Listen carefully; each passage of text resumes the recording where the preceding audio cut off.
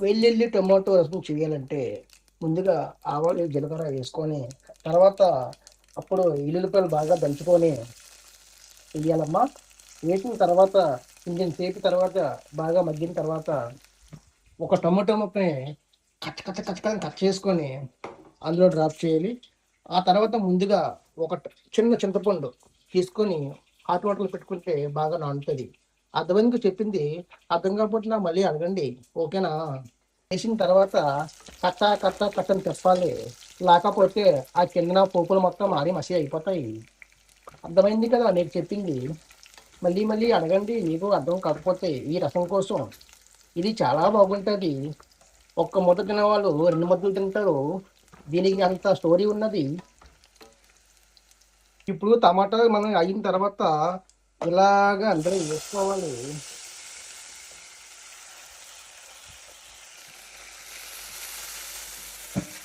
వేసుకున్న తర్వాత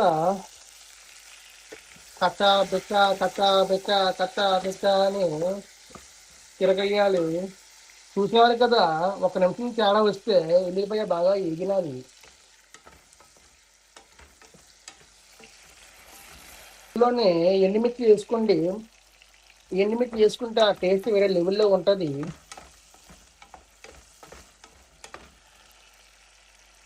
మగ్గినప్పుడు మనం చింతపండు ఉంది కదా, దీన్ని కచ్చా బిచ్చా అని చేయాలి. కాకపోతే చాలా వేడిగా ఉంది, చెయ్య కాలిపోతుంది.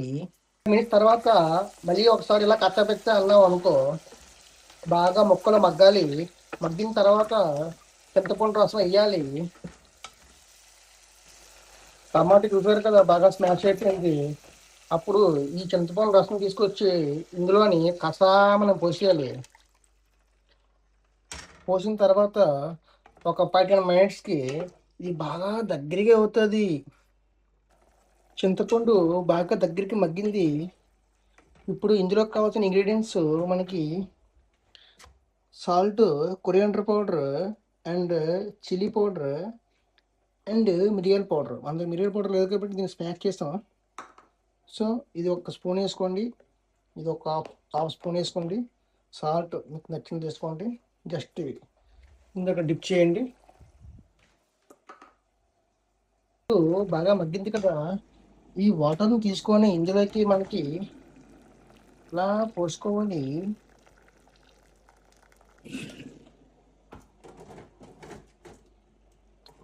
ఆ తర్వాత ఇంకా కొంచెం వాటర్ పడుతుంది ఐ థింక్.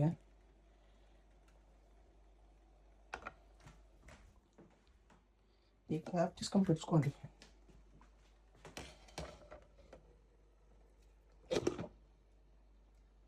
పావును పోయాక తీయండి. గుమగుమలే గుమగుమలు. ఇప్పుడు అయితే ఫైనల్గా రసం రెడీ పాపియా.